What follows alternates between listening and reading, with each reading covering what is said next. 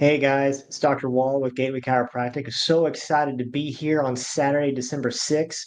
We got an awesome workshop for you. This is our Sleep Smarter 2025 class, last class of the year. And we want to go out with a bang on this one. So many of you are struggling with sleep. I've been interacting with a lot of you when we've been adjusting through these last couple of weeks talking about this class.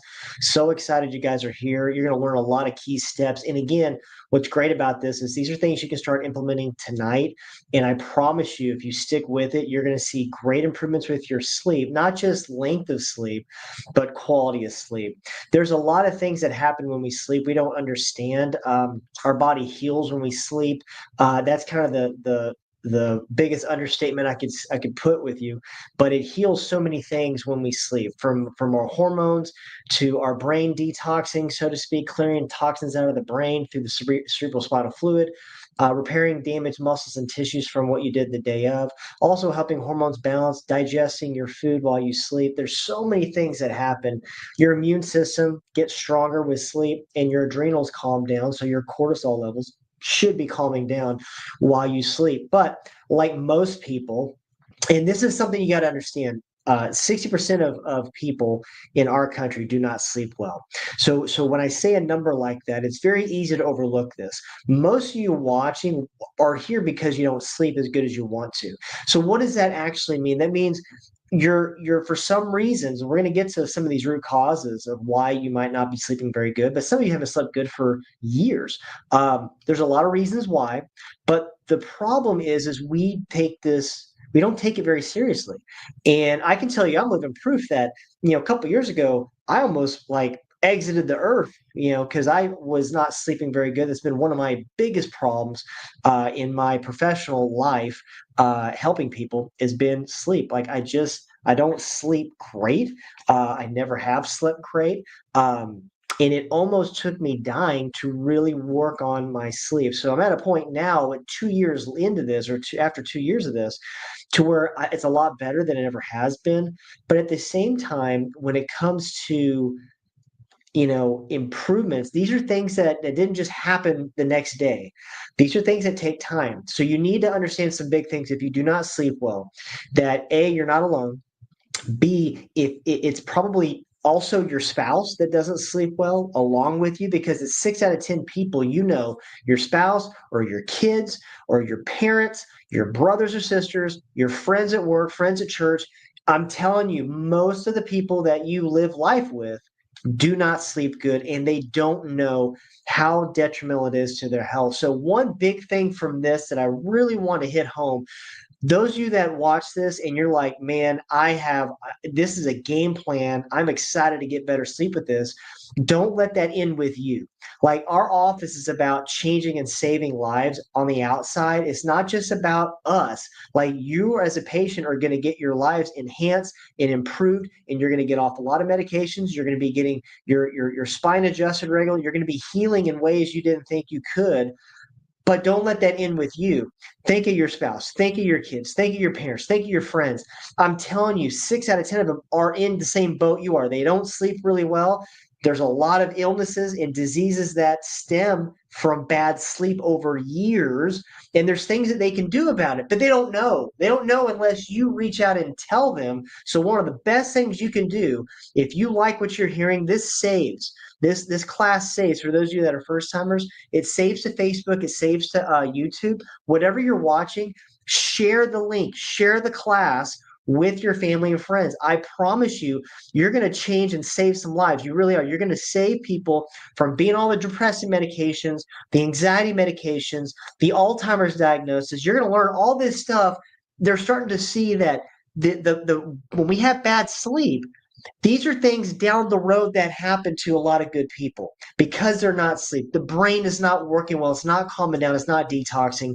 And there's a lot of bad things that happen, from depression to all the way to Alzheimer's disease, when we are bad at sleeping. So we don't want that. Sorry, I got passionate about that there at the beginning. Just, this is one of those days where I'm passionate about this stuff, and I want it to help you. I know it will, but I also want you to not let it end with you. Don't just think of somebody, oh yeah, my mom needs to hear this. Like, take that extra step, send it to your mom, have her start doing the stuff, doing the protocols we talk about, getting all the resources that we talk about. It'll change her life too, just like it's going to change yours. So excited. So as we do this, if you're a first timer, there's a lot that we get into, but this one's going to be a little bit short and sweet just because of the nature of it. Like, I want you doing this stuff. So I've kind of cut some of the fluff out. Do these things, and you're going to start sleeping a lot better. But it's really about taking that action step. These are things that are so imperative for function and better sleep, but it helps your body heal. There's certain times we need to start our sleep process. There's things we got to do as far as a routine, a sleep routine, to get our body into the state that it can go to sleep and stay asleep and not wake up in the middle of the night. So those of you that wake up in the middle of the night, you're going to love this class. We're going to get to where you're not doing that as much. Those of you that can't turn your brain off at night, this is a class for you and your loved ones and your family. We're going to talk about how to get that better to where you can turn your brain off at night like you should and actually get sleep. There's a hormone problem if that's going on. You're too high in cortisol. So learn this stuff, apply this stuff, get on the protocols, get on the nutrition plan we talk about. It's designed to really work on root causes to get you better. So you're going to have these little things that pop up as I do a virtual class. We're going to have some numbers, some ways to text for resources. Everything's marked down on sale when we do a workshop, but the bundles are actually marked down considerably. So we got a great bundle for better recharge, sleep, things that can help aid your adrenal glands and getting into that better sleep state. We want you to get into the deep and REM sleep. But how do we do that? That's what this is all about. Plus, if you are not a patient, we have a lot of people that are guests that always come on and watch. You're going to learn a lot about the nutrition side of this, the mindset of sleep, and understand it better than you ever have.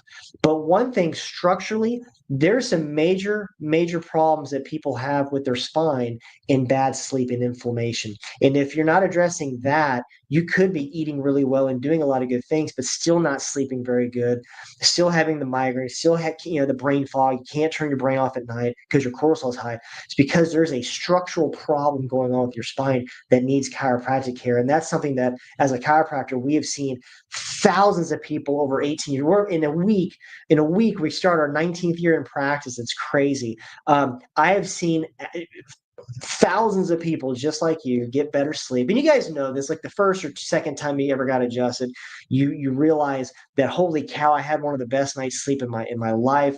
What was that about? We're going to dive into that. So if you have never had your spine taken care of properly and you have bad sleep, holy cow, stay tuned to the end. We're going to show you how you can actually start getting some amazing sleep by taking care of your spine too. So normally when we do virtual classes, a lot of you are already checking in and saying hi. Thank you guys so much for being on live. But this is a live class, but also it saves to Facebook and YouTube, so people chime on later in the day to get on the class if they're working. So we're talking to a couple different groups of people here.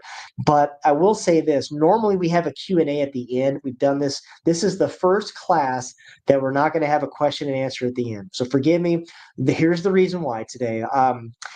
But when I set this class and we set things in advance and had everything printed up and stuff for it to market it to you guys, my kids have been in this homeschool theater arts class and for this last semester, and they're doing a Nutcracker play, and we didn't know when the play was, and finally we got about a week ago, we got the notice. Well, actually 2 weeks ago, we got the notice that it was actually today that they're doing their play at 1 o'clock. And so, in light of, I want to make that, I don't want to miss my kids' play. We're not doing a Q&A today, so I want to give you this. This is my email, gatewaydc@gmail.com. If you have questions, email me. Totally, fine doing that. I'll get back to you very quickly. gatewaydc@gmail.com. But in future classes, we're going to have the Q&A. It's just this one, so just, again, bear with me. There's a reason why, but I still want to make sure I did the class and that you guys saw the benefit from it. It's going to be awesome. So let's dive into Sleep Smarter. So when I get here, we're going to pop this thing up. Get that on there. There we go. That's looking great. All right. So we want to unlock the power of rest for better health. That's really what this is all about. And if we can start sleeping better, you'd be amazed how many things just overall improve with your health. But the reality is we're in a direct competition with you, with your health. So what I mean by this, I mean, there's a lot of people that represent drug companies and pharmaceutical lobbyists, they're in competition with you for not just for your sleep, they're in competition with you to stay sick. And I think if we understand from that basic aspect, you'll understand why it's imperative to only for an emergency be in this system. It really is that crazy right now. Now, there's a ton of great doctors, there's a ton of great nurses, absolutely. First aid care is the best in the world in our country. Life-saving care, like when I gashed my head open, I immediately went to the ER, had it stitched up. They did a great job with me. That's why I go. Other than like a life and death situation or an emergency, I stay away from the hospital. I stay away from doctors' offices. I stay away from drug companies. I don't participate in that system at all because I know it's not necessarily the people. There's a lot of good people there, but the higher ups, the executives, the drug reps, all this stuff, you have people that their life is based upon you staying sick and taking their medications that aren't designed to heal you. They're designed to treat your symptoms, and you're still supposed to take them for the rest of your life. And so drug companies are in competition, direct competition with us to, have possession of you. It is a slavery type bondage that drug companies put on people because, they want you on 10 medications every day for the rest of your life. They want your kids on drugs as early as humanly possible for the rest of their life. That's the whole model of it. And we have grown up in this model to where we don't think and go, you know what? I'm tired of being on the drugs. I'm not getting better. Matter of fact, I'm taking more drugs because I'm having all these side effects of the drugs I was taking for this. That's not this process. What we want to do at our office at Gateway Chiropractic, we want to be a beacon for people that are just tired of that system. If you're tired of the medical system screwing you around and putting you on the medical merry-go-round, you're tired of all the drugs they keep putting you on or the surgeries they keep telling you got to have, are you tired of every 5 seconds there's a drug ad telling you you need this, you need that, you need that? Are you tired of that? Then you will like our office. We're the safe haven for people that have been grinded up and spit out of that system, that are at wit's end, that want something different. They want wholeness. They want wellness. They want a holistic approach to getting well. They want to work on their structure with chiropractic. They want to eat better with better nutrition. They want to have a better mindset to understand what health is. And if there's problems with our health, then there's logically got to be some root causes that maybe I'm deficient here, or I have a problem with my spine here, and I'm going to work on those, and then I'm going to get better the natural way, because it's always better to work with your body, because God made us well. He made our bodies to heal. We just got to remove interference. That's the whole, mindset of this class, but our office in general. These essentials are removing interference in your life that create disease. When you remove that interference and those stressors, your body is free to heal like it's designed in the first place, which is to actually heal well without drugs. We got to move our body. We got to exercise. That's vital. We got to detox our body, detox the brain. Sleep is crucial for detoxing your brain.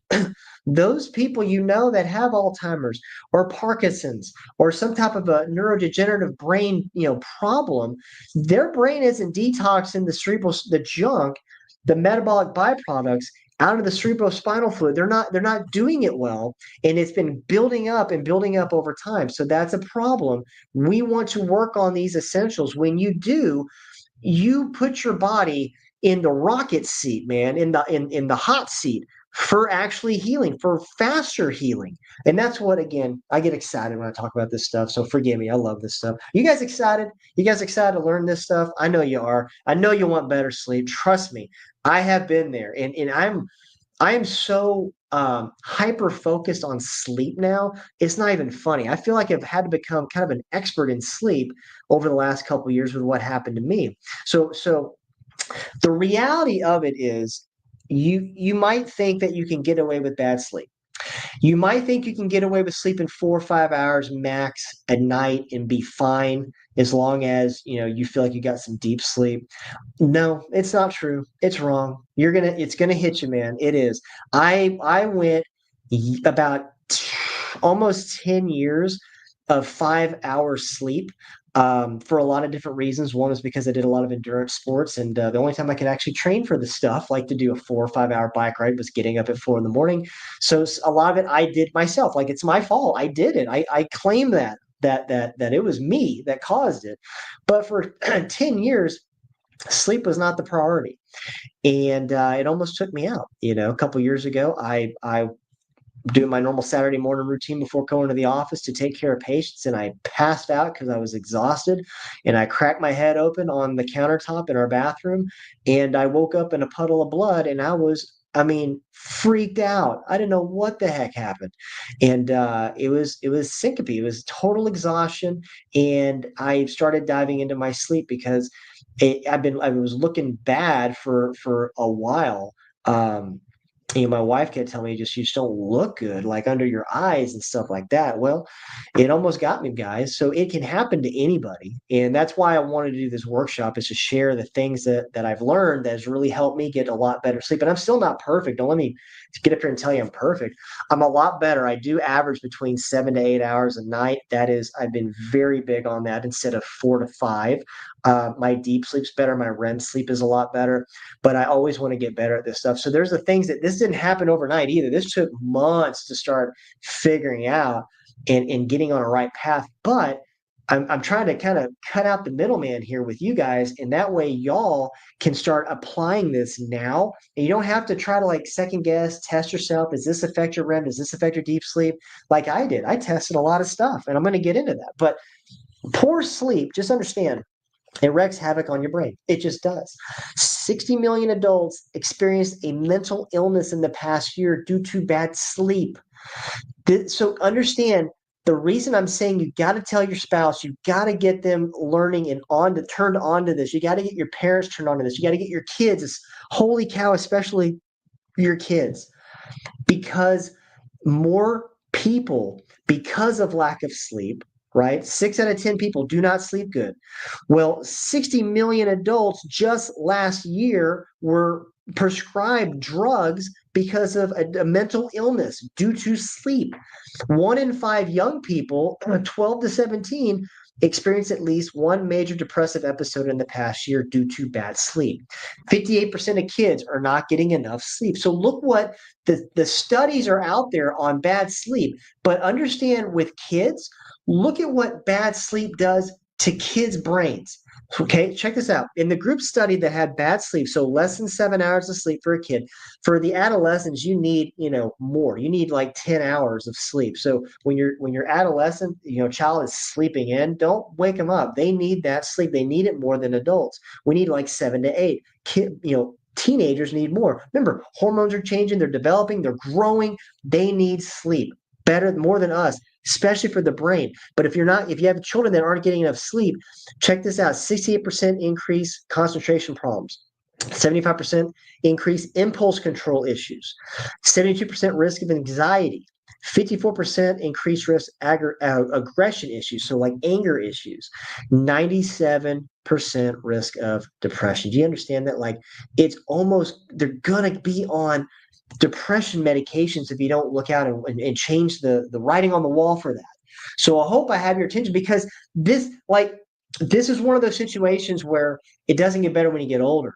Like if you're taking drugs for depression or for sleep as a child, like that equates into taking probably more drugs for sleep and depression as an adult.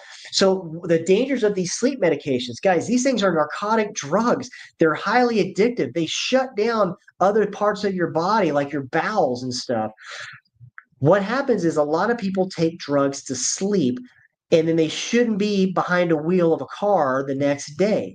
This was just recent. This is a Boulder school bus driver crashed his bus with 17 kids into a brick wall because he was doped up on Ambien the night before. It was a prescription that he took every night, but in the morning, driving the kids to school, he was under the influence because he was still driving while under the influence. He had a DUI. So think about this. This is like how it plays out in real life, this stuff. If you're not sleeping good and you're taking how many millions of people are taking these every night, these drugs to go to sleep, and they're not supposed to be operating a car the next day, and you and I are driving down the highway next to these people. They could swerve and hit us. They could crash their car any given moment. How many bus drivers are driving your kids to school that are taking drugs? Do you see how this makes sense in real life? Do you see why we have family and friend days where you bring your family and friends in, you start getting them healthier. Like we make it as accessible as we can. This time we had the toy drive. To bring a toy will help your family and friends get better because we don't understand how deep this stuff plays into. Or the depressed child who's on, he's not sleeping well, he's not taking care of himself well, he's on a bunch of depression medications. What's the likelihood of that kid taking his own life or taking somebody else's life? Because those drugs cause homicidal and suicidal tendencies. They do. Look at almost every school shooting that's happened. It is almost like it's in the high 90 percentile. All those kids that shot up schools on some type of mood altering antidepressant, anti-psych or bipolar medication, they're on it. They're on it. How many people's lives can we actually improve if we just get them off the meds and sleeping better? It's amazing, right? Now you see the reason why we do a class. Now you see the reason why we want you to share it with family and friends. Do you guys get that? Like, that's my why. Like, you got to share this stuff with people because they'll never know unless you reach out to them, right? So, how much sleep do we really need? I think this is the one that really gets people. We need more than you realize.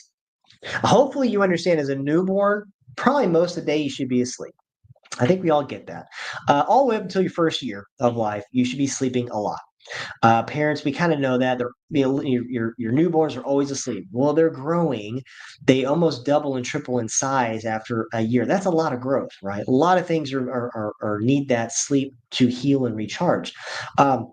1 to 3 years, 12 to 15 hours, still a lot. 5 to 12 years, 9 to 11 hours. Adolescence, 9 to 10 hours. That's still, guys. That's a lot of sleep. That's a lot. If you go to bed that's like going to bed at 9 or 10 p.m. at night and you're sleeping till, 7 the next morning. That's how much sleep a teenager needs. But adults, this is where it gets interesting because for some reason, I was bad at this too. We think, I can get by on 4 hours. I can get by on 5 hours. I'm okay. It's just my job. It's just this. It's just that. Like we got all the excuses, right? I've always been an early riser. All that great, all that stuff. I get it. I've been there too. I've said it myself. We need 7 to 8 hours. Now, here's where it gets interesting. That is actually the sweet spot for your brain to detox. I'll get into that in a minute. But if you're averaging less than 7 hours a day, your risk for Alzheimer's goes through the roof. If you're averaging more than 8 hours a day, you also have a risk for Alzheimer's disease. So did you hear what I'm saying? So it's not as high, but it's as if you're getting less than 7 hours, but it's still detrimental. There is a increased risk of Alzheimer's if you're sleeping too much as an adult. You want that sweet spot, 7 to 8 hours. That is what you zone in on. That's everything that I'm looking at is what it's showing. 7 to 8, stay in that lane, right? That's huge. Now, there's a difference if you're sick or if something like you need more sleep. That's not what I'm talking about. Obviously, you should rest more if you're sick. We get that. But like normal day to day, 7 to 8 is your sweet spot. Don't be sleeping in. Don't be going 4 or 5 hours. Bad things happen. The less and too much sleep and too little sleep. You got to have that sweet spot. And then obviously when you're pregnant, you need more than 8 hours. Obviously, you're growing a human being. Ladies, you know that. I don't have to tell you that. But like take time, rest. Because once you have that baby, rest goes out the window. So you really got to work on the rest when you have a newborn. It's tough. Just sleep when they sleep is my best advice on that. Okay, so let's get into the 4 stages of sleep. This is big. So it's not just we go to sleep and that's it. There's stages to this thing. There's stages. So you typically cycle 4 of these cycles a night with about an 8 hour amount of sleep. We have our stage 1, stage 2, stage 3, stage 4, which is like full blown REM sleep. So the N is not non REM sleep stage 1, but you get the full REM. And so the stage 1, that's when you're laying down in bed. It's your transition period between wakefulness and sleep, and that lasts about 5 to 10 minutes. You should be asleep no later than 10, maybe 15 minutes at the most. You should be out. And those of you that are yelling at me through the TV screen right now, going, Dr. Wall, you're nuts! Like it takes me a long time to go to sleep. Okay, you're going to learn a lot. Now the goal, like I get it, that might be where you're at right now, but the goal is to be out in 10 minutes of laying down. There's reasons you're not doing that. We're going to get to that. Don't worry. That's why you're on the class. But we want to be going to sleep within 5 to 10 minutes. That's that transition. So that's non-REM cycle stage one. And then that's the only time that happens. Then you get between stage two, stage three, and sleep and REM sleep. You cycle through that 4 times, usually on average. So REM's or non-REM stage two. This is when your body temperature drops. Your heart rate begins to slow down as it should when you're sleeping. Your brain begins to produce sleep spindles, and it lasts about 20 minutes in the cycle. That's like light sleep. If you're going by your fitness tracker, that's the light sleep portion. Then we get into the good stuff, stage three, and then REM sleep. In non-REM stage three, this is deep sleep on your fitness tracker. This is the deep sleep. This is what we want a lot of. Your muscles relax, your blood pressure and breathing rate drops. Deepest sleep occurs. This, up until only about 10 years ago, scientists didn't know about your glymphatic system. So this is not like your lymphatic system. This is like the lymphatic system for your brain. Is a G, glymphatic system. What is the glymphatic system, Dr. Wall? This is the lymph system, fully interstitial areas of the brain between your arteries, in the brain, and it's designed to actually detox your brain. Any of the metabolic waste that your brain produces, again, only in the last 10 years. Before then, we thought that your brain reutilized the waste. There was no waste left in the brain, and it didn't filter out anything. We didn't know that up until about 10 years ago. Now, yeah, it does eliminate the waste. It does it through your lymphatic system, which will connect to your lymphatic system and then filter that junk out of your body. But this only occurs in deep sleep. This only occurs in stage three. That's why the timing, right? When you go to bed is important.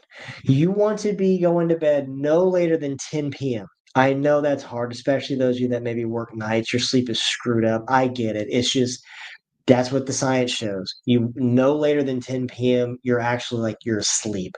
You're going to miss out a lot on your deep sleep. You're going to miss out on the REM if you're going to bed a lot later than that. You're going to miss it. You're going to miss the best detox. It's your brain drains, so to speak, and your cerebral spinal fluid helps assist that. A lot of your hormones get balanced. I mean, it's so vital for our brain to detox, and it can do it every single night if we're getting that deep sleep. So if you're not getting deep sleep, we're going to talk about how to get your body prepped to get that deep sleep, because there's a process to it. And you're going to find out that it might not be necessarily you knew about it, but it's our own fault we're not getting the deep sleep and the REM sleep. REM sleep is what a lot of people are familiar with. Your brain becomes actually very active. It doesn't just calm down, it gets very active during REM sleep. Your body becomes relaxed and immobilized. Dreams occur. Your eyes move rapidly. It's rapid eye movement sleep. This is where you have your dreams. This is a huge, huge factor. If you don't get enough REM sleep, your chance of having a depressive, like bipolar disorder, depressive disorder, schizophrenic disorder, through the roof, through the roof. If you're not getting stage three, if your brain is not detoxing, Alzheimer's risk through the roof. So stage three in REM sleep, which is stage four, that is like the bread and butter to good sleep. That's the stuff we really want to focus on. So what I decided to do was talk about levers. So say levers. Let me put this up here so everybody got it. Let me put that up here for a second here. We need to know our levers. Levers are important.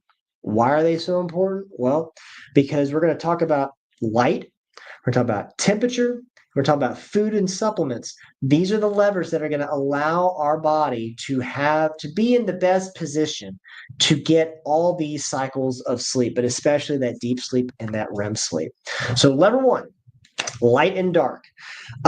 Interesting, if you didn't know this, when you wake up, to get your body primed for better sleep later on with melatonin, you need direct sun exposure during the first 30 minutes of waking to activate your melatonin cycle. Do you know that? It's interesting. I didn't know that a couple years ago. and then your room needs to be pitch black at night. But in the morning, this one's big. If you get up early, like I do, it's still dark. It's not quite, light. So how do we get sun exposure? Well, it's easier in the summer months when you get up and it is light. You can just go outside and it's warm. Go outside for 30 minutes. That actually activates melatonin cycle in your brain. That way, it's charged up by the time you go to sleep at night. The melatonin, like, it's kind of drained and you are ready for sleep. So it puts you in a better position to have better sleep, stage 3, stage 4 later in the day. But if you don't have that, if it's the winter months, like, it might be freezing in the morning, like it's starting to get now.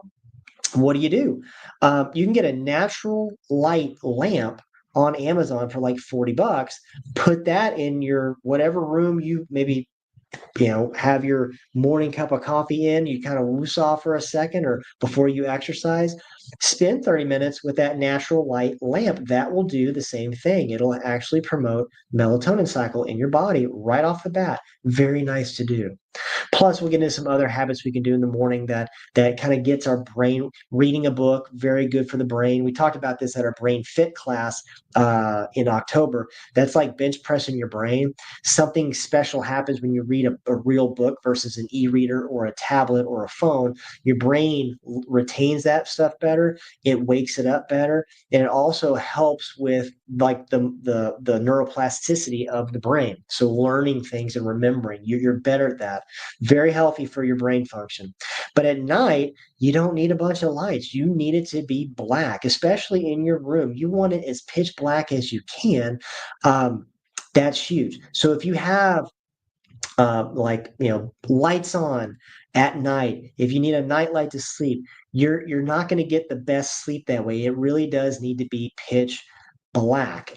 Matter of fact, your routine getting to bed, it would be very helpful if an hour before you even got into bed, you prime your brain, you prime that melatonin cycle, you prime your brain to kind of like when we didn't have electricity. Everything was lit up at night through fire or candles. So you want like a warm amber type of lighting that you can have lit up in your house. So you turn off all the white bright lights for at least an hour before you go to bed. And what that does, that programs your body for sleep. It's telling your brain, okay, it's dark outside. It's sleep time. I need to start winding down. And it calms your brain down for better sleep. Try it. If you don't do it, try it. So that might mean leaving only one light on. If you don't have any like red light or amber, like warm orange type of light that resembles a fire in your house, then literally just turn off all your lights except for maybe one light. That way it's dark in your house. I know it's weird. You might think you're a vampire. It's okay. It's okay. But when you have the best sleep you've had in a long time, you're going to thank me for this. And that's going to be kind of what you do. Like I like to see things at night. We don't do that in our house really anymore. We have just a few little lights on. It's so dark in our house, especially during winter now, that I don't it's just very dark. And I do feel like a vampire a lot. But it helps me sleep a lot better. And that's the main deal of it all. So get your house dark at night an hour before you go to bed, and then get it pitch black in your room. That's going to give you the best. Again, it puts your brain in the best state for good deep and REM sleep. Lever two, temperature. So something that also helps a lot of people. Let me get a quick drink here. Something that helps a lot of people is a cold shower or a cold plunge. Now, here's the thing. Don't freak out. I'm not saying you got to jump in a 30-degree ice bath for 3 minutes. Not saying that. It doesn't have to be that crazy. But what can you do from your house, and it doesn't cost any money. You don't got to get anything. Take a shower at night, but that for about a minute, make it cold. I know you're not going to like that part, but this kind of builds some mental toughness with you that you can accomplish something difficult, but you only need 30 to 60 seconds of cold water during your shower. What that does, then you can make it hot out and finish with warm water, but that 30 to 60 seconds with cold water in the shower at night, that sets the clock on your melatonin cycle. It's going to make you very sleepy afterwards. But that raises your body temp to stimulate the cortisol peak in the morning. That's a big deal. So, I would say that if you shower in the morning, it's going to be the best benefit for you because it does stimulate that cortisol peak. Cortisol, your fight or flight, should be the highest when you wake up. It shouldn't be high when you go to bed. Like if you have trouble turning your brain off at night, your cortisol is screwed up. You have too high fight or flight cortisol, you're wired, could be adrenal problem, but that's what's keeping you up. That's why you can't turn the brain off at night, is because your cortisol it should be low and tanked, and you should be ready to lay down and go to sleep. But if you can't turn your body off, it's because the cortisol is inversely off. It's too high at night. And if you wake up in the morning, usually those people that have high cortisol at night and they can't turn the brain off, they can sleep for 8 hours. They get up the next morning and they are just drained. They have no energy, no drive. They're just blah. They could keep sleeping. The cortisol is low in the morning. So it needs to be higher. This is a good way. If you go through that, you can you stimulate cortisol in the morning by doing just a little bit of a cold shower in the morning. It really gets that melatonin clock ready to go. If you take your showers in the evening, maybe just finish that warm shower with a little bit of cold, and then make it warm after. I think that'll help a lot as well. But the best would be first thing in the morning. Again, these are habits we want to do as we wake up. That sets the tone for the day for the best type of melatonin production and sleep. Here's another one that you might, I don't know, some of you will love this, some of you will hate this. I feel like with couples, there's always the one person who likes the temperature warm at night, and then there's the person that likes it freezing at night. It's funny how it's usually one person likes one and then the other likes the other. But I will tell you, the optimal temp for sleep, and I've had to change this, especially the last year, because I don't like cold weather. Like I just don't like. I'm not a fan. Maybe you're with me. I'm just I don't. And the older I get, the more I hate cold weather. I just don't like it. But this does help a lot for better sleep and better REM sleep and better deep sleep, is dropping your temperature, dropping your thermostat between 65 to 68 degrees at night. Currently, we're at 67 in our house at night. And believe me, if you would have told me this 3 years ago, I would have been like, heck no, we've always had it at like 70, 71. But it does help. It makes it better. It just does. A cooler room temperature promotes better sleep because it supports your body's natural circadian rhythm, which involves a natural drop in core body temperature to signal the brain it's time to sleep. So making it colder in your room, in your house, stimulates your brain to think it's time to sleep, and like your body temperature is dropping down. So it might take a little getting used to for a week or two, but you'll sleep better really quick with that, and you'll wake up going, wow, yeah, it might have been pretty cold, but man, I slept great. There's a reason for that. So between 65 to 68, find your sweet spot, but that is a huge game changer for better sleep at night. That helped me tremendously, and Shanna helped Shanna a lot. To her, she doesn't mind it being super cold. She loves it cold in the house. I do not like cold, but I've gotten used to it. And like I said, it's 67 in her house at night, and I'm in shorts, and then I'm in just a long sleeve top. I usually roll up my sleeves and we're on a grounding mat at night. That's how we sleep. That's the second lever. The third lever is going to be foods. This makes a huge, so there's a lot into this. And hopefully this is really, if you're getting a lot of good out of this, that maybe you didn't even think about the things I'm talking about, put it in the comments, like share with people. Like, I had no idea this was going on. I had no idea this could make a difference. It does. But here's another one. The food we eat during the day and in the evening can actually wake us up. So I used to always think years ago, I used to always think if you woke up in the middle of the night, your blood sugar was getting too low. It wasn't necessarily that you had to pee. Like a lot of people think you just got to pee. Well, if you get up, your body's going to be like, okay, well, let's get rid of this. But it's not the real reason you're waking up. A lot of times it could be low iron, it could be low blood sugar, or so low glucose. But the more you look into it, if you wake up in the middle of the night, most of the time, not all, but most, it's actually caused by what's called a histamine dump. You have foods that are very high in histamine, which is like an immune response. If you ever got stung by like a wasp, and then that area swelled up, That's histamine. That's a histamine reaction. It's that inflammation, that swelling up.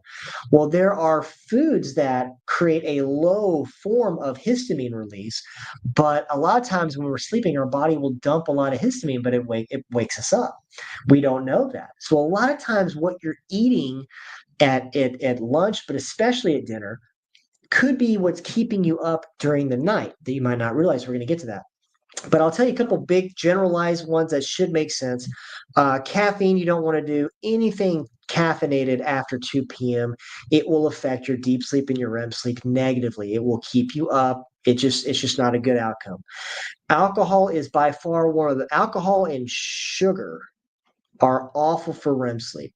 If you have a high sugar meal in the evening, it's going to cause a histamine dump. You'll get no REM sleep at all that night.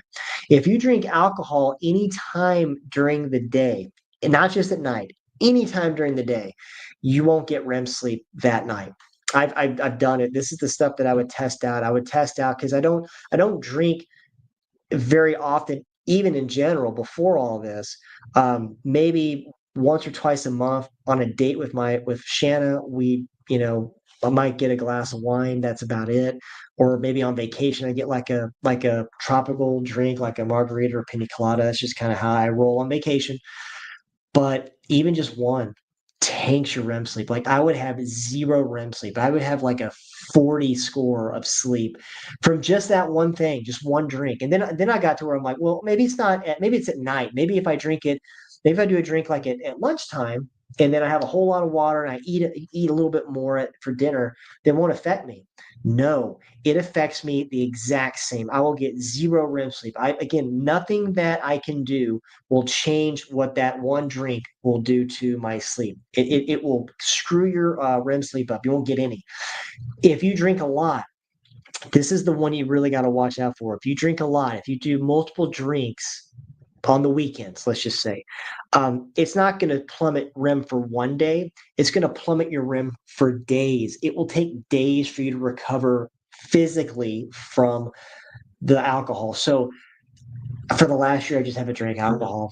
I just don't do it. I just don't. And I don't even see the need of it anymore. Like it really never like I was looked forward to it. I just drink a unsweet tea with some stevia now. I mean, that's really or we were recently in Galveston, so I had some pina coladas without alcohol, and that actually seemed I still got REM sleep those days, so that was fine, even though they had a little bit of sugar in it. But I just don't do the alcohol, man. That's one of the huge things I can do. So those things are kind of understandable, right? But the histamine dump, and again, this is a little blurry. I apologize. I'm going to read them for you. This is a list of histamine-rich foods that you don't want to be consuming at night.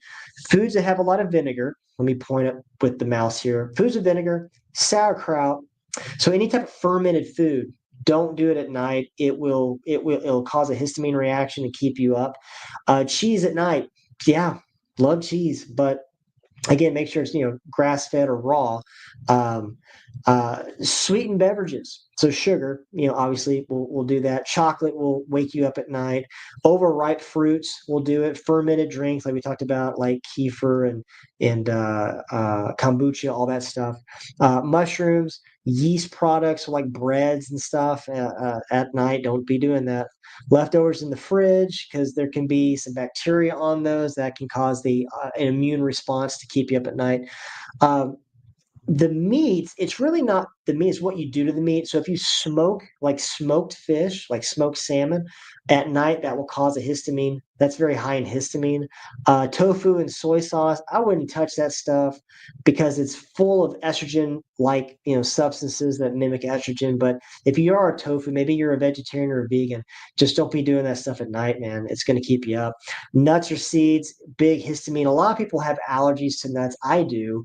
I don't tolerate. I haven't had nuts for the last year and a half. It's been glorious for my intestinal health. I didn't know how bad this stuff really was for me, but for a lot of people, you have low grade allergies to nuts and seeds, and then processed meats. So again, the more processed something is, the more your body's going to have trouble digesting it. create a histamine response, dump it, and then you're going to wake up in the middle of the night going, what the heck? It's 2 in the morning and I can't go back to sleep. So what are low histamine foods, high nutrient foods? Well, we want foods that are high in omega-3 at night. So a lot of your grass-fed meats, wild-caught fish, high in omega-3 fats, anything like coconut oil, avocado oil, olive oil. Those are good oils as well. Tallow, grass-fed butter are some of the best. Zinc-rich foods, again, good for brain function. Phosphorus foods, magnesium-rich foods. Healthy saturated fats, again, like we talked about coconut, avocado, tallow, grass-fed butter, olive oil. Just don't heat up the olive oil. Just put that on dressings and salads. Um, Red meat, super great, super low histamine, super nutrient dense.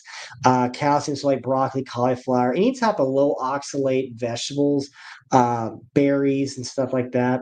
Those are all going to be pretty good to do before you go to bed and won't keep you up. But just watch those histamine related foods. Those are not good. And again, those you watching, you're like, well, how do I know what is what, or what food should I be eating? What should I maybe stay away from for better sleep or just better health in general? Man, our new book dropped 2 months ago. It's the 5 Essentials to Real Health book. Get you a copy. Order that. It's on sale today, anyways, for the workshop. Order this book. It's going to be awesome. It's a game changer. But it literally gets into, you have your list, you have recipes. You're going to make foods that you like to eat anyways, but you're going to make them with better ingredients. So, you're not going to have white flour. You're going to have like coconut flour or almond flour, something that's a little bit better. You got nutrients and healthy fat from, just stuff like that. And it's such like I said, a game changer for you having better health and better nutrition, having better sleep. And this is great. Perfect time for the holidays. Make these recipes, bring that dish to your holiday get together, your holiday function, or your family get together, and you have guilt-free eating. You're not going to gain weight like most people do during the holidays because they just trash their bodies. And when they do that, guess what? Do they sleep good? No, they get terrible sleep. So it's just don't do that. Get this book, apply it, cook the recipes. They're easy to make. You'll love it. But it really is the truth about what health really is, what your spine and nervous system does for your overall health. Exercise, toxicity, and nutrition. It's the essentials all in one. You want to get your hands on that right away. Um, for those of you that maybe you are eating really good, you're not eating all those foods at night, and you're still having a hard time turning your brain off, then that falls a little bit more into the adrenal stress, cortisol category. That's a big one. So if you don't understand your adrenal glands, there's two of them. They're little bitty. Everyone can see this on the model. That is the adrenal. Let me pop this up here for a quick second. Just removing this just for a quick second. So right here, that is an adrenal gland right there. That's your kidney. You have two kidneys. You have two triangle adrenal glands on top of each of your kidney. And its job is to save your life. Like, it secretes adrenaline and cortisol. Now, your body needs to do this to save your life. We're taught in school, it's the fight or flight response. So your body and this is a neurological response. You have fight or flight, which is if you're fleeing like a bear in the woods, and you got to run from that bear because you're not going to fight the bear, you're not going to live, so you got to run away from the bear. Well, what do? Well, your cortisol is through the roof, your adrenalines are pumping, your heart rate's super fast, you got blood pumping all of the extremities, so you can flee, climb a tree. But I don't know, I think bears can climb trees. So, man, you got to get away from the bear somehow. I don't know, but get away from the bear, scare it, who knows? But when you're away from that danger, everything calms down. Cortisol levels drop down. You feel like you want to just pass out because you're exhausted now. But that's a normal response to cortisol. The problem is with most of you that can't turn your brain off at night, it's because your body realizes, like, your body cannot tell the difference between a bear and then the deadlines you got to meet every day for work, or the financial stress you're under, or the health stress. Maybe you're on a lot of medication. Maybe you're really sick. Maybe you have a child that's not healthy, or you have a spouse that's not healthy. These stresses that keep us up at night, that take control of us because it's all we think about. Your body doesn't know the difference. It just thinks bear, there's a bear, there's another bear, there's another bear, and the cortisol stays high. That is a problem. And when you do this long and long and time in and time out, and typically this is years in the making for a lot of us. It was for me. You get to the point where your adrenal glands just they can't adapt well. So any little thing sets them off. And then if you're not careful, you run the risk of just completely exhausting yourself, passing out, but you get this wired and tired feeling at bedtime. You can't turn your brain off. Mid afternoon, you're tanked, right? You're ready to take a nap at 2 p.m. You're starting to see anxiety attacks. You're feeling on the edge. You're depressed a lot. You're starting to gain weight in the midsection, right? Immunity issues. You start to get sick a lot because when you're stressed a lot and you don't work on that, the root cause, and get better with that, you get sick. You guys have seen this. If you bad sleep, you're wired and tired, especially around the holidays, people are stretched thin. They get sick a lot. They're more prone to get sick because the immune system weakens because you're taxing the body. Brain fog, body aches, chronic inflammation. These are all signs of adrenal stress. So is that you? If what I'm describing, like you lay down at bed to go to bed, but 15, 20 minutes, you're not in bed. You are still thinking about stuff or something that's irking you that you got to do. If that's you, and then if you do luckily go to sleep and you wake up at 2 or 3 p.m. or 3 a.m. and you try to go back to sleep, you can't do it. How many of you are affected in that way? If you are, this is you. You're in the adrenal stress. So here's the good news. This is you need to pay attention to this. You need some help. The reason I talked about better eating first, though, is because that is the priority right now. Start eating better foods. Okay, cut out the sugars, cut out the carbohydrates, increase your healthy fat, and increase your protein intake to balance some stuff. That's number one. You got to do that first, right? Then, as you're doing that, you want to assist these adrenal glands. There's three things in our bundle that are going to help assist your body at healing itself better. This is one of them. This is number one, the adrenal balance. Why is this so good? Well, this is a combination adrenal gland. Basically, you're feeding it. This is loaded with a lot of herbals. This is loaded with a lot of L-theanine, a lot of B vitamins. What this is doing, this is nourishing the adrenal glands. A lot of these things, like the cordyceps, these are what's called adaptogenic herbs, like rhodiola and ashwagandha. So when you take adaptogenic herbs to your adrenal glands, it calms them down. It calms down that cortisol release. If it's constantly releasing cortisol, it's good to help calm that down. And then these herbals like ashwagandha, rhodiola, they're researched and shown to help calm that response down. I'm going to talk about how to take this the best way. But the reason I love the adrenal balance because all that it has in there, all the cordyceps, all the adaptogenic herbals that's in there to calm the adrenal glands, great for you and calming the cortisol levels down. But also, if you look here, look down here, other ingredients. It's just the capsule. That's it. There's no junk. There's no fillers. There's no crap in this that you don't want. This is regenerative organic, meaning you have organic whole food. Then you got regenerative organic, which is a whole like the top layer. Like not many companies do that right now. So this is literally everything from the soil, everything from that to the way it's cropped, the way the soil is taken care of. It's the highest nutrient dense possibility there. Give me just 1 second. My battery. Hang on 1 quick second for me. Real quick here. Plug this in.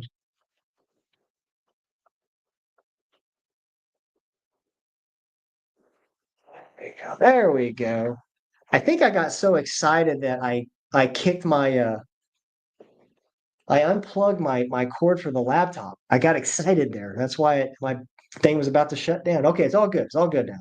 But again, regenerative organic, it's the way the soil it's laid to rest for a season, then it's cropped for a season. They fuel it with more minerals, so it's nutrient dense. So you get this whole nother level of how it should have been 50 years ago when your parents got away with just eating good food.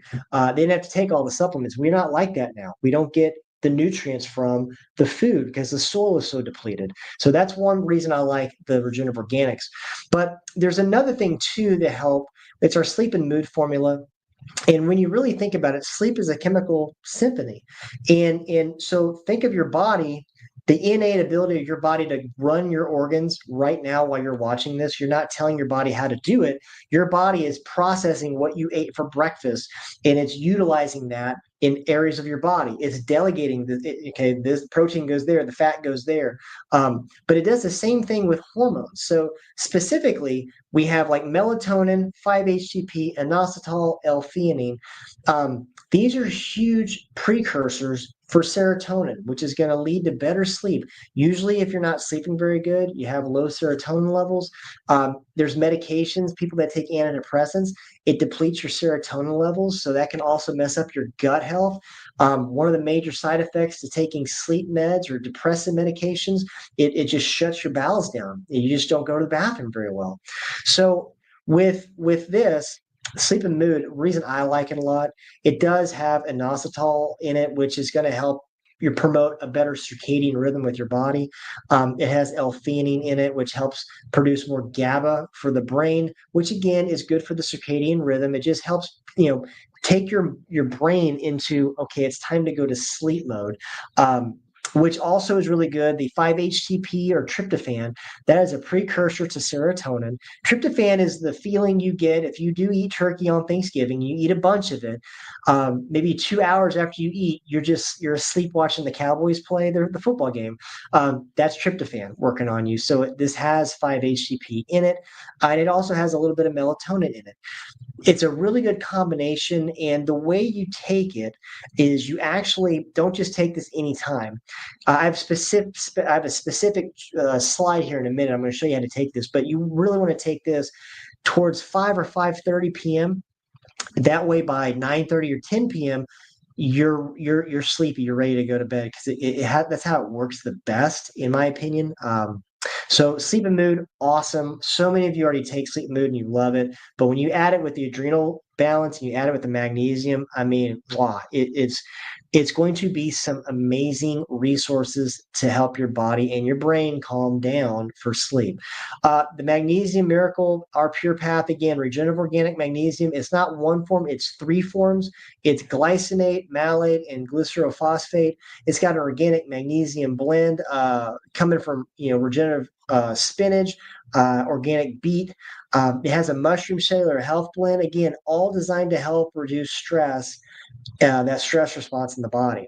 Magnesium is a muscle relaxant, so it calms down your muscles, helps relax the body down, calms down the nervous system. It helps melatonin production.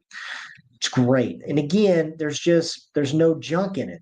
And you take 4 capsules of this at night, right? I take it usually about an hour before I go to bed. I'll take my magnesium, just kind of get it in the system before I put my head down to go to sleep. Great stuff, very helpful. You'll love it. And so many of you take the magnesium anyways. You realize how amazing this stuff is. Very healthy for the bowels too. It kind of calms down the bowel muscles. That way, the next morning is a little bit easier to go to the bathroom, just so you know. But it's not going to tear up your stomach like magnesium citrate will. This is not it. This is very gut friendly magnesium, so you can take a little bit more of a dose, be totally fine, and not have any gut issues like if you did with magnesium citrate. So don't take the citrate. Take this. You'll handle it a lot better. So how do you dose this? This is our bundle. What I'm going to do right now here, I'm going to put this up for those of you that haven't put an order in yet. You haven't done your order form yet. I want you to make sure that you fill out your order form. You take a picture of it and you text it to Destiny at the office. Her and Dr. Carter, we're going to be helping put these orders together today for you. But if you call that also works, but texting is a little easier because you can take a picture of your order form and what you want. A lot of you've already done the order forms ahead of time. Awesome. We love that. It makes things so much easier for us to get things ready for you. But come pick it up on Tuesday, even if that's not your next available appointment. Come Tuesday, pick it up, get this stuff in your body right away, start working that. But I'm going to keep the number up here to text to put that order in if you haven't done it already. The way you take these, for breakfast. So take a picture of this slide. You want to take the adrenal balance in the morning with your breakfast. So take it with food. Very good way to start the day. You feed those adrenal glands. It helps your body handle stress a little bit better as the day goes on. At about 5, so nothing at lunch with this bundle, but at dinner time, if you eat dinner around 5 or 5:30, so here's what's so crazy about sleep. That's the best time to eat your dinner is 5 to 5:30 p.m. I know you're laughing at me. You're laughing. It sounds like, we need to go to Luby's or something, but it's true. The later you eat, the worse it affects your sleep. I mean, try at 6 p.m. If you eat dinner at 8 or 9 p.m. at night, try to eat it at 7. Like make a big difference. That will seem like extreme for you, but you'll sleep better. Those of you that already eat at 7, kick it down to 6, 6:30. But that is the absolute best time to eat is 5 or 5:30 p.m., 6 latest. Because that gives your body a time to digest that food and calm down before you go to bed at 9 or 10 p.m. versus eating at 9 and then trying to go to bed right after. Like you're just going to get bad sleep. You're just not going to you'll be up all night. So if you eat dinner at that time, a lot of you don't, but if you do, this is when you take your sleep and mood. If you don't eat dinner at that time, still take it around 5 to 5:30 p.m. You want to take that, you want that in your system before you go to bed at 9:30 or 10. Take those 2 sleep mood capsules around that time. You can fiddle with it. If you notice that you get sleepy fast, then maybe you can delay that time taking it. But that's a good starting point for people. I think that'll help. And then right about an hour before bedtime, take your magnesium. Easy protocol to do. But that's the Sleep Smarter dosing bundle, how to dose it well. Again, the bundle is marked down even more than each of these individually. So if you want the bundle, you'll save the most money. Again, you took time out of your schedule to get here and listen to this and find out solutions. This is a big solution for you. Take advantage of it, save money.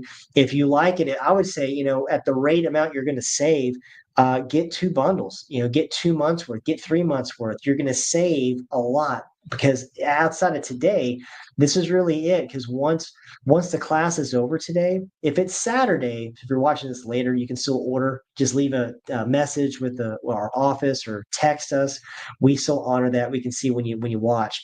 But if it's like Monday, you lose the discount. It's just the regular amount. So you'll save the most now if you get your bundles now. But everything, not just the bundle, all of our books, all the resources are marked down for workshops and seminars. You guys already know this, but just take advantage. This is a good time to stock up, and like I said, for the holidays. But get on this. Great protocol. I think it's huge. So hygiene. What are the habits? We talked about eating earlier to help us sleep better.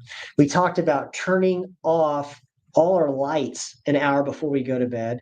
That's going to get and then have warm light, maybe some amber light or red light in your house, just to kind of get your brain, triggered that, okay, I'm going to bed. It's dark. I need to go to sleep. But also our brainwave frequencies, you can see there's different brainwave frequencies that we go through. So you have your gamma waves, which is like a high frequency. That's why you're concentrating, you're focused, you're learning, right? Good while you're awake, terrible if you're trying to go to sleep. You don't want gamma waves. You don't want high frequency. You want your brain, going at all cylinders. Then you have beta waves, which is if you're not concentrating, you're just, driving to the office, won't concentrate, but like, you're driving to the office or your work or you're, getting up, maybe you're making yourself breakfast. That's beta waves. So that's most activities that you're awake, you're doing this. But alpha wave and theta, that's where we really want to get into as we're sleeping. So alpha waves is while you're real sleepy. You're not quite asleep yet, but you're like, I could go to sleep right now.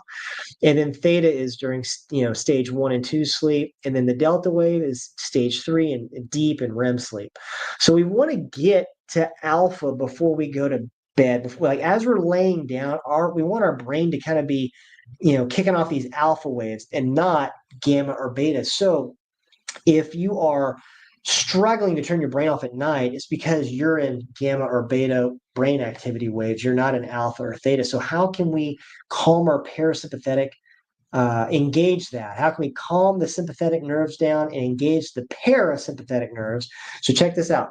Parasympathetic nerves, they come out of the top of your neck and they come out of like where your sacrum is. So the very top of your neck and the very base of your lower back, that's the nerves that are parasympathetic. Those are what we're taught in school. Those are the rest and digest nerves. They calm your body down.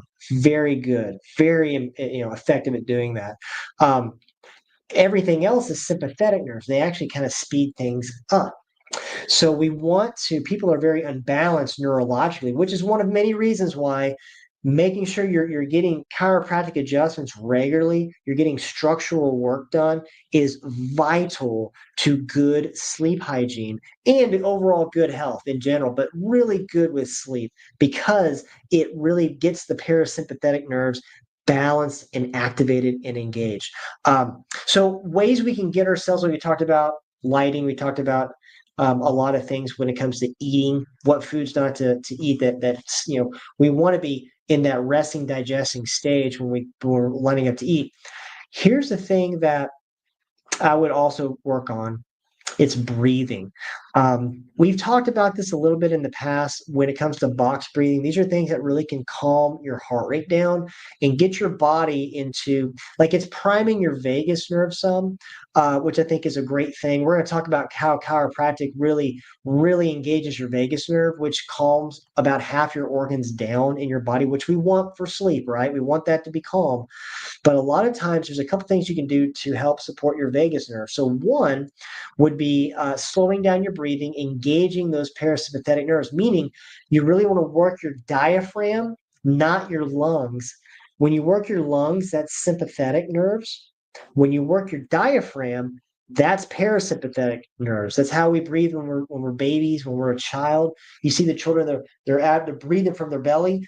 That's the best way to breathe. But as we get older, we kind of stop doing that. It's not very healthy. We don't get as much oxygen either, by the way. So how do we do that? Well, we do box breathing. So you can do it with me. So for 4 seconds, we're going to take a deep breath and hold it for 4 seconds.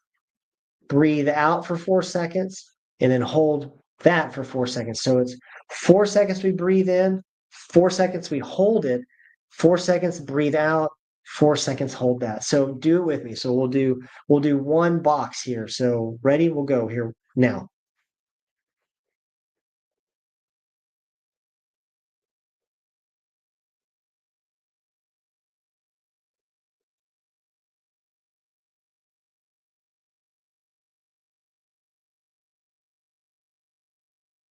So I did the 4 sets of 4.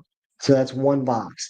So you would do this for a couple of minutes. Again, before you lay down, that slows your breathing down, that slows your heart rate down because you're working on the vagus nerve. You can hum as well. So humming, like a deep hum, that works the vagus nerve through vibration. These are things that can calm down your heart rate. It can calm down your cortisol levels before bed. So it's a good habit if you, again, are the type that hard to go to sleep. That's a big one.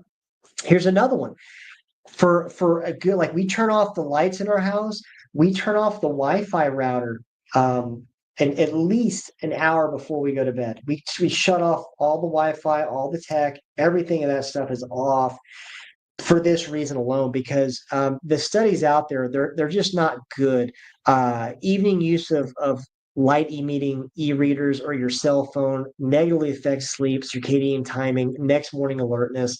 That's doing it one night. How many of you, and I'm again was very bad at this, I would answer emails for patients every night. I'd be trying to get everything done because I always felt like a bad doctor if I wasn't responding within a minute of a time I got an email from a patient. And I still struggle with that, today, but I don't do it at night.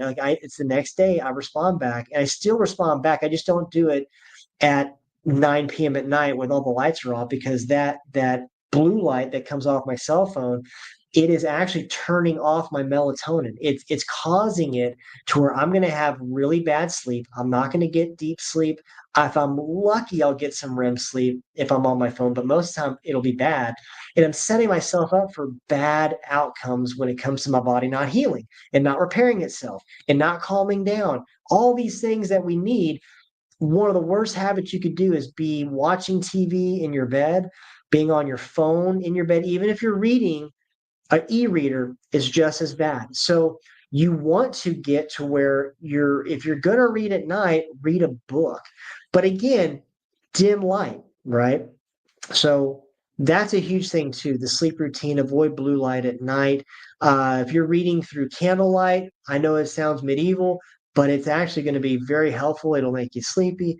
That's sometimes really tough when you got like an infant or a baby. I understand that.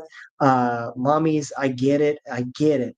But this does you no favors. This does no favors for your brain, and it's awful for your sleep. So if you can not do that at night as well, perfect. Put your phone on airplane mode anyways. You don't want the EMF. Check this out. You don't want the EMF keeping you up at night because you're getting, low dose radiation all night, or your baby or your kids. So really there's things that could be stimulating your brain that you didn't even think was doing it in a bad way. So your cell phone, if you keep it on, if your Wi-Fi is on at night, it could be Wi-Fi goes through the walls. It could be hitting your room the worst, or worse, it could be hitting your kids' rooms. They're getting more Wi-Fi radiation than you are. They're getting terrible sleep. The 5G towers, if you live near one of these things, you really want to look into how to you know radiation proof your house. All vehicles now have so much tech and electrical components. They're computers, so they do give off EMF. But like our cars and our minivan, like we have the Wi-Fi router inside the car. I've disengaged both of the cars because I'm like, I don't want that thing going on and nuking me every time I drive. Your smart meters at your house, your microwaves, your smart, there's so many smart devices now. Like, really get the dumb ones. Get the dumb devices, the ones that just wash your clothes or dry your clothes, or store is a refrigerator. Just get the basic models. All the fancy stuff is going to break down faster, but also the EMF coming off those things are terrible for you. It's terrible for you, and it will affect your sleep. It'll affect your sleep bad. So we power all this stuff down, and we give our body and brain a time to calm down and actually get relaxed before we go to bed. Those tips, I promise you, try them. They will help a ton. In addition to that, your spine plays a mega role in your sleep. Your posture has a huge role in your overall health. You didn't know that. Every single organ, every cell, every tissue is run by your brain. And the way it does, it sends, check this out, it's kind of a cool model. Here's the brain, here's the brain stem, here's the spinal cord going all the way, it goes all the way down, but you're seeing the neck. But think about this, your brain, the only way your brain can talk to your thyroid gland or your arteries or your heart or your lungs, it's got to send image or messages down the cord, out through the nerves to everywhere in the body. When the spine, because of its importance, the nerves are so important, you don't want to damage them. It's surrounded by bone. Let me show you this. It's surrounded by bone. 24 of them to be exact. You have a spinal column, and from behind, your spine should be straight up and down. We get that. From the side, though, check this out. You should have a curve in the neck, a curve in the upper back, and then in the lower back, you should have a curve as well. And these nerves come out of the spine.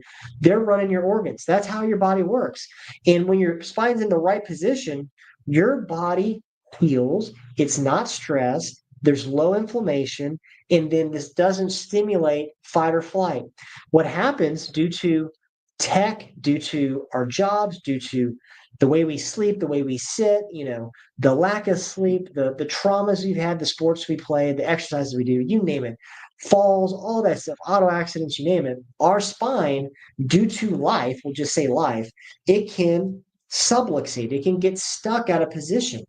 And this usually takes place over years of time. We just don't feel it.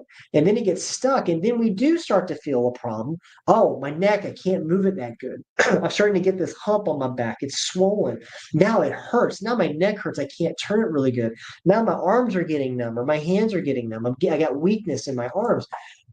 These are all problems, all symptoms of subluxation in the neck, like losing the neck curve. It's one of the worst things you see in practice, but this literally limits how your body heals these nerves and what they go to. But it also puts your body in fight or flight because when you have stress on your nerves, it causes your cortisol levels to rise. It causes your brain to stay wired because your body is like there's interference. It's not flowing well. It's not healing at optimal. And that's going to cause a breakdown in the way the organs are working or the way the muscles are working. People don't get that. They just think, neck pain or back pain. Check this out. I want you to look at this slide. This really puts it in perspective. When it comes to sleep, because it's all about the vagus nerve when it comes to sleep. If you didn't know that, all about the vagus nerve.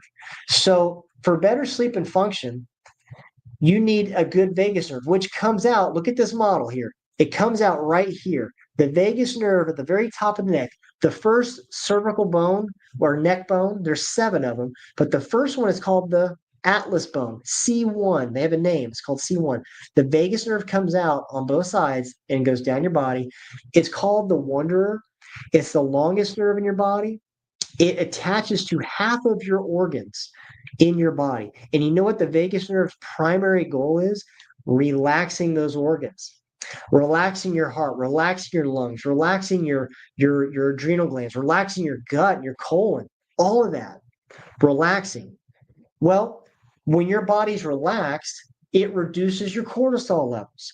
So thereby, when you get adjusted, cortisol lowers. That's why about half of you that are patients and you guys are watching, half of you, the first time you got adjusted, you wanted just to lay on the table and take a nap.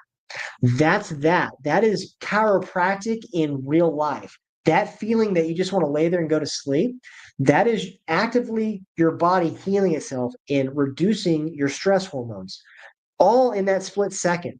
And when you've got cortisol going down, what that does is it helps support deep sleep later in the day. That's why people, they sleep better when they're getting adjusted, or they just sleep better. You've seen it. I've seen it. It happens with me. And also, as you keep going down, the less cortisol means less inflammation. You get less inflammation in your muscles and your tissues. That's why people, when they have a lot of chronic neck pain or back pain or sciatic pain or shoulder pain or whatever, the pain goes away. It gets so much better because you lower the inflammation. All because the spine is designed to be in a certain position. It's designed to have this nice curve.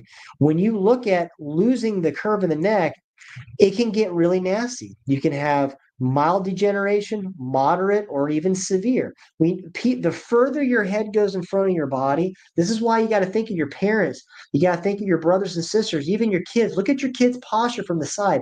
Is their head looking like the person here in moderate degeneration? Is the head in front of the shoulders? If it is, that's a huge red flag that there's subluxation. The nerves in the neck are getting squeezed or compressed because the positioning is off. And you need to address that. It's so much easier to address it when you're a child, anyways, than if you're in your 60s.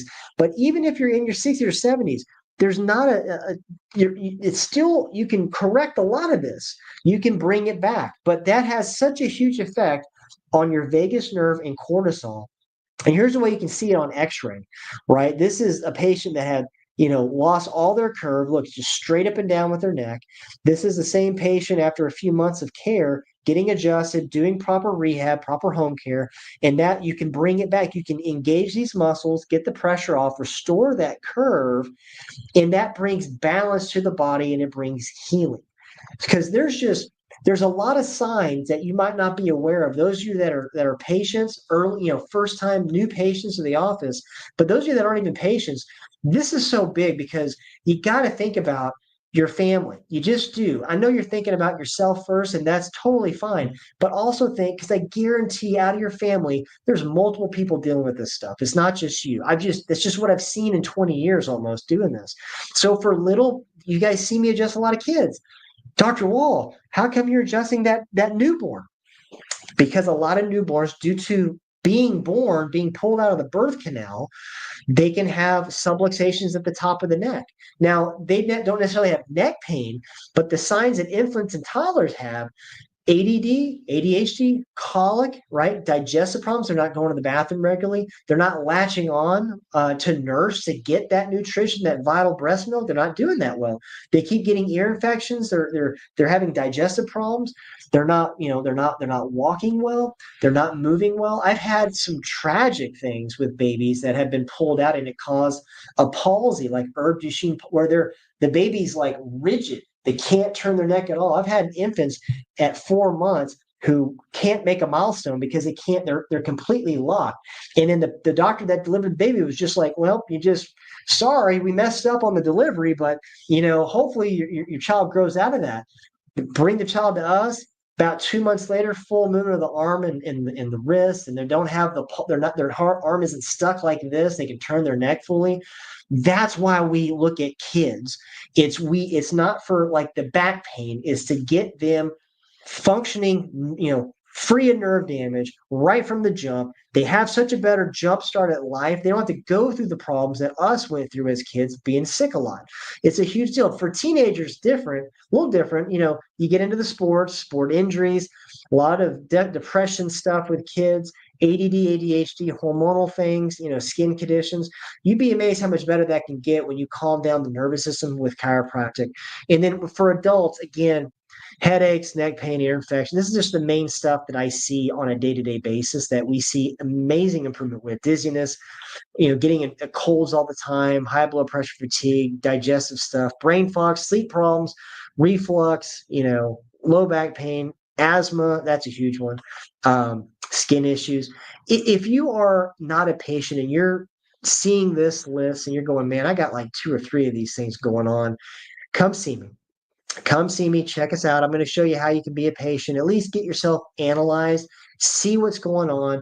It's up to you if you want to do something about it, but at least you'll know. Chances are we can help improve your life greatly. I'm going to show you how you can do that here in a second, but that's what we do. You can schedule a new patient appointment in our office for this week.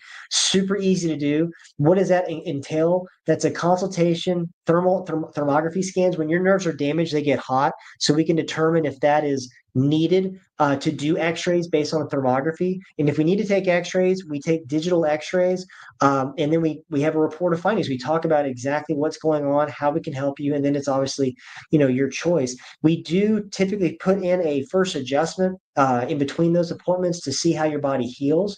Everybody heals a little bit differently. Besides, you get to see kind of what it's like to have a little pressure taken off your nerves. It's really life-changing for people. They're like, oh my gosh, I didn't know how bad I was till I got my first adjustment. And then I was like, this is normal. This is what can be normal. It's amazing.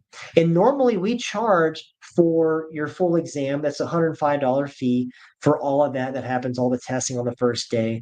But if you've ever had x-rays before, like it's a fraction of what x-rays would cost at the ER. It'd be like a couple $1,000 to have just x-rays taken. So we don't charge a lot because we want to help you. That's our main goal, is helping people.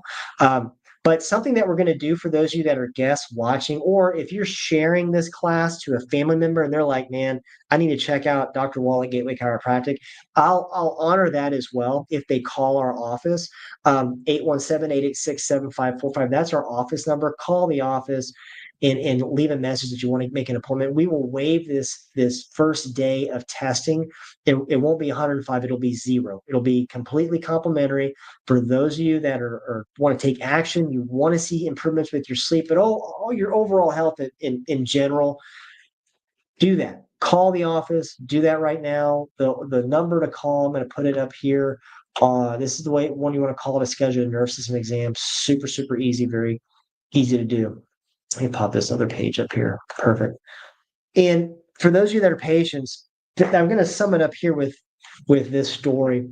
So the theme of this is just don't be a pointer. Like we're all bad at this. I've been bad at this at times too. I know somebody that I'm like, everything you're doing is wrong with your health. And if you would just make these changes, you wouldn't be on 6 of your medications. You'd be, not overweight. You'd be feeling better. You would be more youthful if you would just do these changes.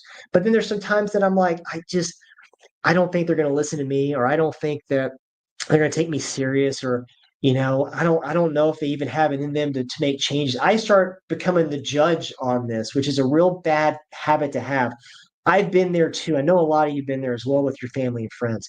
So the theme of this is don't be that person. Don't be the pointer. This is a just an amazing, miraculous story that happened in 2007. If you ever heard of this, look it up. He's called the Subway Hero, Wesley Autry. So this guy in 2007, he's a construction worker about to go home for the day. He's in the subway in New York City, and a guy has a seizure in front of him and falls onto the subway tracks. And if you've ever seen a subway track or been on a subway, like those subways go fast, they don't slow down, like you don't stop them. So a lot of people ran over because they all saw this person fall into the tracks, and a bunch of them were pointing. They're like, hey, you got to get up, you got to get up, or somebody help this person. The only person that acted was Wesley Autry. This guy, I think this is amazing. He jumps down, he finds a latch, right? And at a drainage trench between the rails, takes the guy and ducks into the drainage trench while the subway passes over them. Doesn't kill him. It misses both of them. So Wesley Autry saves this guy's life who had the seizure because he took action. Everybody saw it, but only one person took action, right? And that's kind of the moral of this. There are people that are close to you, but they're so far from help. They need you to be a Wesley Autry. They need you to take them by the hand sometimes with love, shake them a little bit even. I'm sure there's some in your family you like to shake, right? Just lovingly shake them and get them into the office. Get them to an office that does what I do. Maybe they don't live here. Maybe they live in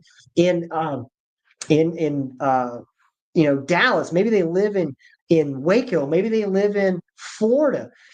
But you can still help change their life. Don't be a pointer. Reach out. Get these people to clinics that do what I do. Bring them into our office.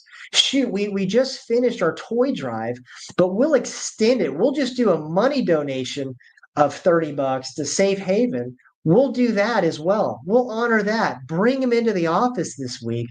Call the office, make an appointment. We will help your family and friends. I'm telling you, you guys all know people that the care that you've had in this office, they would benefit so highly from.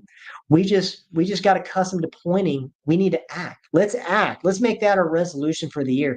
We act on our loved ones' health because they're never going to be mad at you for them getting healthier. Please understand that. They won't be mad at you for getting better. They're going to tell you, man, I should have done this years ago. That's the case that I hear all the time. I should have listened to Miss Jones. I should have listened to her 20 years ago. She's been trying to get me in your office. I finally did it, and I love it. Just don't be a pointer with your family and friends. Love on them, act on them, because man, we can change some lives. We really can. So love you guys so much. Hopefully this inspired you to take action with your sleep. Make sure you do that. If you have questions, my email is gatewaydc@gmail.com. If you want to make an appointment in the office, make sure you call that number that's on your screen, 817-886-7545. Let us know if you have to leave a message. Leave us your name and your number. Tell us you watched the class. You want to get into the office. We will take great care of you. You're going to be so glad you made that decision. So we hope you guys have an amazing day and really have better sleep. And then let me know, email me how you're doing with these new sleep habits, these new recommendations that you learned, the new resources that you're doing. Please email me. I want to know how this is affecting you in the best way. How is it helping you? What have you seen change? That fires me up. So please reach out as you're doing this. Anything you're having trouble with, let me know. I am here to help you. I'm here to guide you on this, but it's going to help your sleep, man. It's going to help your health. I can personally attest to it. It's helped me so much. Love you guys. Have an amazing rest of your weekend, okay? God bless.